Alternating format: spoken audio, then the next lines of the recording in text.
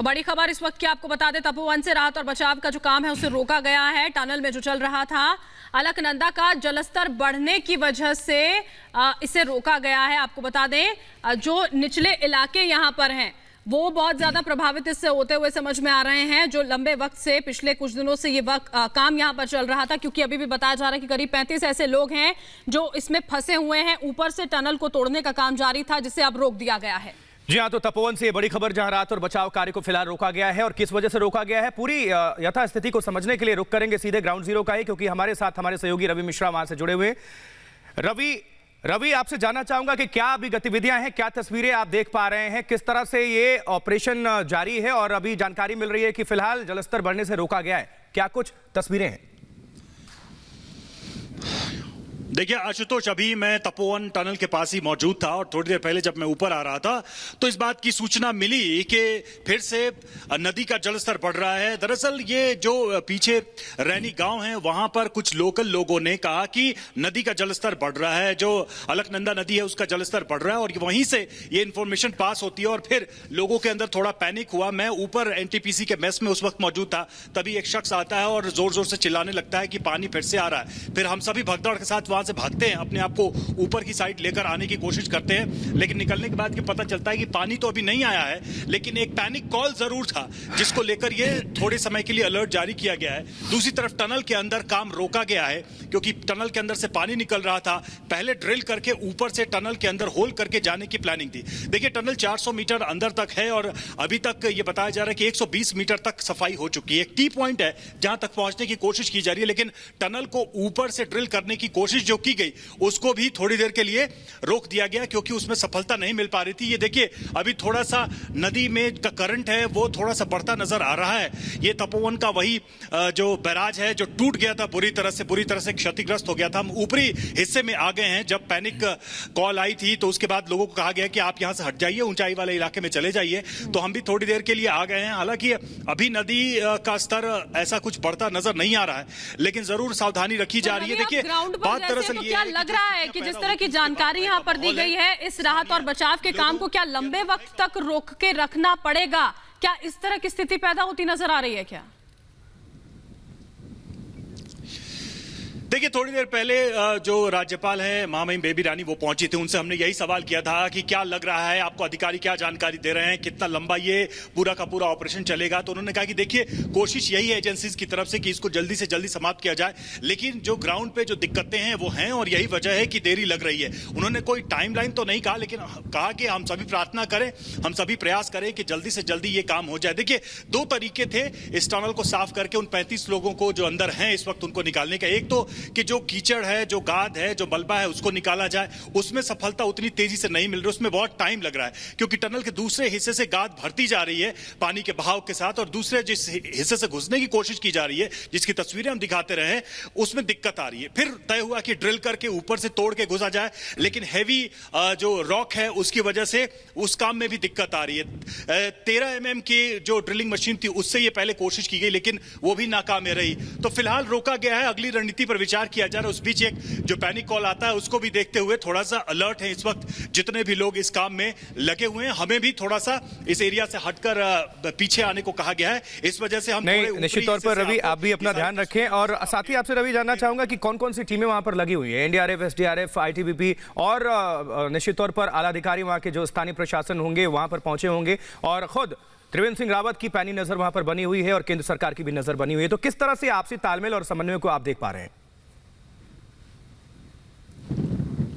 देखिए जो टीमों की बात है, जहां तक तो तस्वीरें आप देखते रहे फिलहाल, और टीमों की जो बात आपने कही, टीमों में देखिए एनडीआरएफ, एसडीआरएफ की टीम है, बीआरओ की टीम है यहां पर, और साथ ही पीडब्ल्यू की भी टीम है, वो अलग से रोपवे बना रहे हैं, वहीं बीआरओ की टीम अलग से रोपवे बना रही है। सड़क बनाने का भी प्रयास किया जा रहा है, जो सड़कें मलबे से भर गई हैं। लगातार यहां पर डीआईजी जोन की मौजूद रही हैं, डीजीपी खुद आए हैं, आज स्पीकर आए और साथ ही राज्यपाल भी यहां पर पहुंची, उन्होंने भी समीक्षा बैठक की। लोग लोकल पुलिस यहाँ पर मौजूद है, तमाम जो एनटीपीसी के अधिकारी हैं, उनके वर्कर्स हैं, वो भी इस काम में लगे हुए। तो देखिए, एक मैसिव ऑपरेशन है वो चल रहा है। हर तरह से कोशिश की जा रही है कि जल्दी से जल्दी इस पूरे ऑपरेशन को कंप्लीट किया जाए। लेकिन इस पूरी आपदा में जो दिक्कतें हैं, जो इंफ्रा की दिक्कतें हैं, जो साधन की दिक्कतें हैं, जो रीच आउट करने की दिक्कतें हैं, वो अपने आप में हैं मौजूद। और यही वजह है कि मैं कहूंगा विजय से जरा जूम करके भी दिखाते रहे तस्वीरों को दिखाते रहे।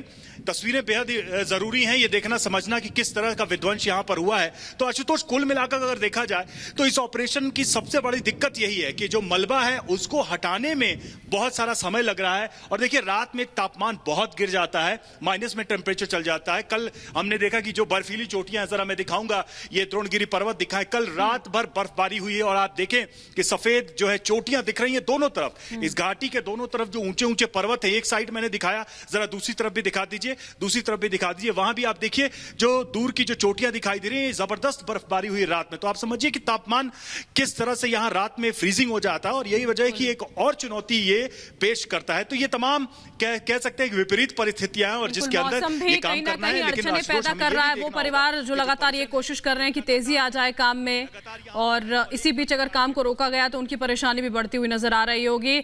आप लगातार बने रहिएगा। उत्तराखंड के डीजीपी इस वक्त हमारे साथ फोन लाइन पर जुड़ गए हैं, उनका रुख करते हैं। बहुत बहुत स्वागत है सर आपका। अशोक जी, अभी जो राहत और बचाव का काम है उसको रोका गया है ग्राउंड से, क्या कुछ जानकारी सर मिल पा रही है? ये बहुत टेम्पररी है, 15 मिनट के लिए है, क्योंकि ऊपर ऋषि गंगा वैली में थोड़ा पानी बढ़ा था। कई बार लेफ्टओवर पानी रह जाता है किसी जगह पे, तो वो पानी आया होगा तो उसका लेवल थोड़ा डबल हो गया था। तो उसके लिए डाउन स्ट्रीम में तपोवन तक अलर्ट किया, क्योंकि रिवर बेड पे भी लोग काम कर रहे थे। मेरे ख्याल से आधे घंटे में सब सेटल डाउन हो जाएगा, फिर से बैक काम शुरू हो जाएगा। अशोक जी, सबसे ज्यादा अगर रेस्क्यू ऑपरेशन की बात करें तो उसमें परेशानी आपको कहां नजर आ रही है? मुश्किलें कौन सी चीजें हैं सर? और सबसे बड़ी बात आपसी अगर समन्वय तालमेल की अगर हम बात करें, केंद्र सरकार, राज्य सरकार, आईटीबीपी, बीआरओ, एसडीआरएफ, एनडीआरएफ किस तरह से तालमेल के साथ काम कर रहे हैं? देखिए, समन्वय की कोई कमी नहीं है, हमारे सभी अधिकारी आपस में कोऑर्डिनेटेड है वहाँ पर।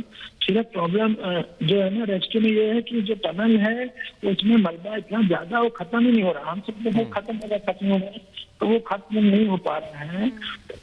तो ये समस्या है, टाइम जो जा रहा है, तो इसमें और कोई बड़ी बात नहीं। अच्छा अशोक जी, अभी कितना वक्त हो चुका है काम रुके हुए? जिस तरह आपने कहा है कि सिर्फ आधे घंटे का समय लगेगा, तो क्या हम उम्मीद करें कितनी जल्दी ये जो पूरा राहत और बचाव का काम है फिर से शुरू हो पाएगा? 10 मिनट पहले ही आया है, तो मैं कहूँगा कि कोई पैनिक न फैलाएं इसके लिए। और इसमें जो सर्वे आधे घंटे में डाउन हो जाता है, तो फिर इसमें दोबारा से काम रिज्यूम हो जाएगा। ठीक है, मिश्रा बोल रहा हूं। इस वक्त मैं तपोवन में ही मौजूद था और थोड़ी देर पहले यहां पर एक पैनिक कॉल जैसी स्थिति आई अशोक जी, और वहां से हम सभी भाग के ऊपर आए। तो क्या गांव वालों से लगातार कम्युनिकेट किया जा रहा है कि ऐसे इस तरह से डरना नहीं है, जो हालात है प्रैक्टिकल चीजें हैं उनको समझे? क्योंकि पीछे से हमें बताया गया कि गांव वालों ने बताया कि नदी का पानी बढ़ रहा है और वहां से लेकर यहां तक तपोवन तक लोगों में अचानक भगदड़ मच गई। हम भी गिरते गिरते भागते भागते ऊपर की तरफ आए। कुछ कहना चाहेंगे इस पर आप?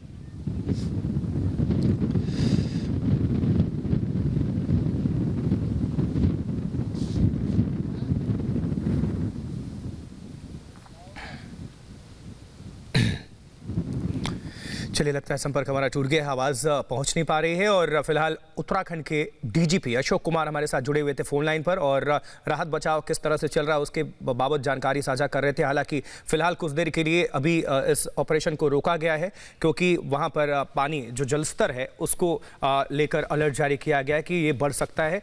इसी के मद्देनज़र फिलहाल ये अभी राहत बचाव कार्य थोड़ी देर के लिए, कुछ देर के लिए रोका गया है, उसके बाद से शुरू होगा दोबारा।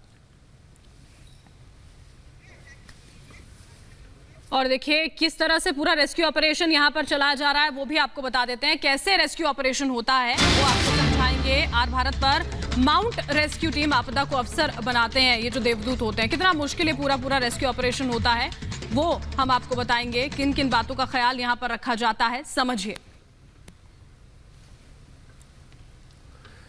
जी हाँ, तो किसी भी मुश्किल परिस्थिति को या आसानी से संभव बना लेते हैं। और देखिए, रेस्क्यू ऑपरेशन चलाने के लिए दमखम जिगर तो चाहिए और जज्बा चाहिए, और किस तरह से लोगों की परेशानी का ये समाधान कर रहे हैं हमारे ऐसे जवानों को बार बार सलाम। 2009 में बनी जम्मू कश्मीर पुलिस की माउंटेन रेस्क्यू टीम बेहद महत्वपूर्ण है, क्योंकि जम्मू कश्मीर के बर्फीले या पहाड़ी इलाके बेहद ज़्यादा चुनौतीपूर्ण हैं और इन सभी चुनौतियों से निपटने के लिए इन सभी जवानों को इस तरह से तैयार किया गया है कि किसी भी चुनौती का ये मुंहतोड़ जवाब दे सकते हैं। जिस तरह से उत्तराखंड आपदा आई है, इनको उस तरह की स्थिति के लिए भी तैयार किया जाता है। इस वक्त इनकी ट्रेनिंग की शुरुआत होने वाली है और इनके जो कमांडर हैं वो इन्हें ब्रीफ कर रहे हैं किस तरह के माहौल में किस तरह के इक्विपमेंट्स का इस्तेमाल किया जाना है, क्योंकि विश्व स्तर पर इस्तेमाल किए जाने वाले ये औजार जो हैं ये जम्मू कश्मीर पुलिस के इस माउंटेन रेस्क्यू टीम के पास हैं और इन्हें किस हिसाब से इस्तेमाल करना है, अगर ये एक माउंटेन इलाका है, पहाड़ी इलाका है या फिर बर्फ़ से ढका इलाका है, तो हर एक पैरामीटर्स जो हैं वो बदल जाते हैं और इसीलिए इनको तैयार किया गया है ताकि ये किसी भी तरह के खतरे से निपट जाएं और डिजास्टर में ये लोग जो हैं आम लोगों की जिंदगी बचा सकें।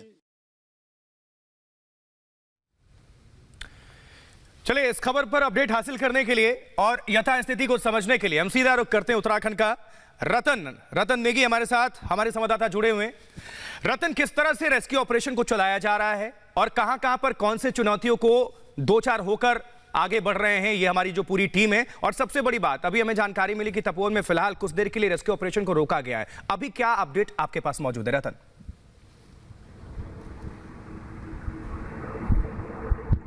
देखिए, रेस्क्यू ऑपरेशन लगातार रविवार से लेकर कर आज तक लगातार रफ्तार के साथ चलाया जा रहा है। चाहे एसडीआरएफ की टीम की बात हो, एनडीआरएफ की टीम की बात करते हैं, सेना के जवानों की बात करते हैं, लोकल प्रशासन की बात करते हैं, सब मिलकर एक साथ सामंजस्य बना करके लगातार रेस्क्यू अभियान चला रहे हैं। लेकिन इस रेस्क्यू अभियान के बीच में जो सबसे बड़ी चुनौती है वो है गाद, यानी कि सबसे बड़ा मलबा जिसे मीट्रिक टन कहा जा सकता है। वो मलबा काफी यहाँ पर है। उस मलबे की वजह से काफी यहाँ पर दिक्कतों का सामना करना पड़ रहा है, क्योंकि जो टनल है, टनल से जैसे ही जेसीबी से मलबा बाहर निकलता है वैसे ही पीछे से मलबा उसके अंदर और बढ़ता जा रहा है। यानी कि लगभग 50 से 60 फुट मलबा जो तपोवन जो जगह है, एनटीपीसी की जो जगह वहां पर भरा हुआ है। अभी जो यहाँ पर रेस्क्यू अभियान रोका गया है, लगभग 15 मिनट के लिए रोका गया, उसके पीछे की वजह यही है कि पीछे से जो नदी का जल स्तर था वो हल्का सा थोड़ा सा यहाँ पर बढ़ा है और नदी की टनल की अगर बात की जाए तो टनल के अंदर लगातार ड्रिलिंग का जो काम है वो रात से यहाँ पर जारी है। और तो जिस तरह से ड्रिलिंग का काम यहाँ पर जारी है, टनल के अंदर जो पानी है वो अचानक से जब बाहर आने लगा, क्योंकि टनल के अंदर पानी पहले से भी आता था।